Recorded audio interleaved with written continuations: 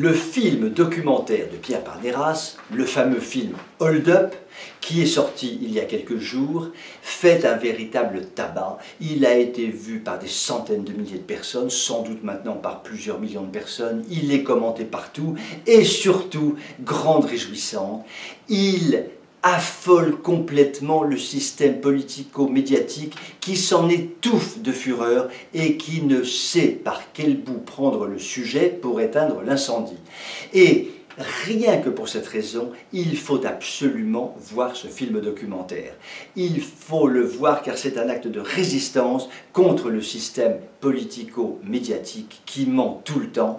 Et ce film documentaire Hold Up, pour ça, est une grande bouffée d'oxygène. Finalement, que l'on soit d'accord ou non avec le film, ça n'est pas le sujet. Il est un acte résistant de le voir. À nous, enfants de la patrie, le film Hold Up est arrivé.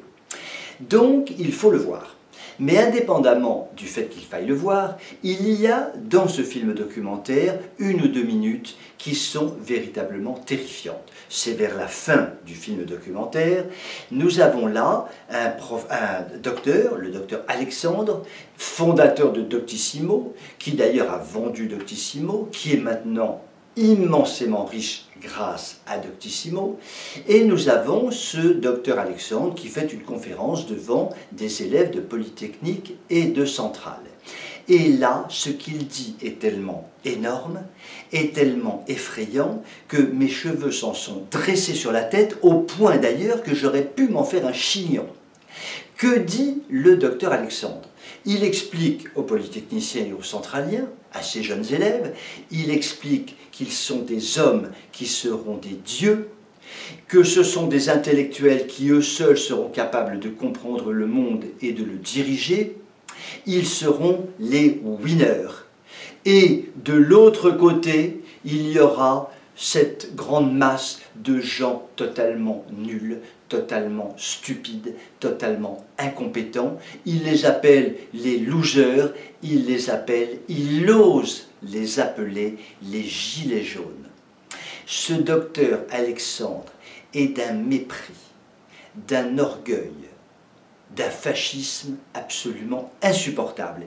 Et en réécoutant plusieurs fois ce petit passage, j'ai vu défiler, comme dans un rêve, Marx, Lénine, Staline, Pol Pot, Mao, Hitler, Goebbels, Himmler et tant d'autres salopards de cet acabit.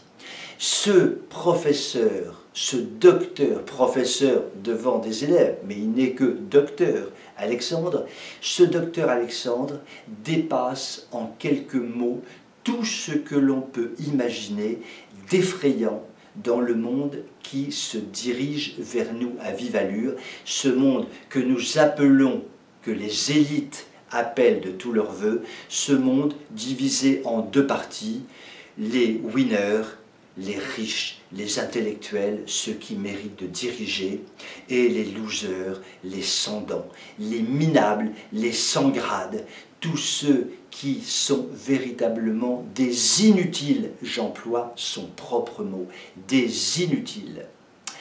Nous voyons à quel point les esprits sont dévoyés. Et je me suis souvenu de Macronor Covidor Terminator qui disait que nous étions en guerre.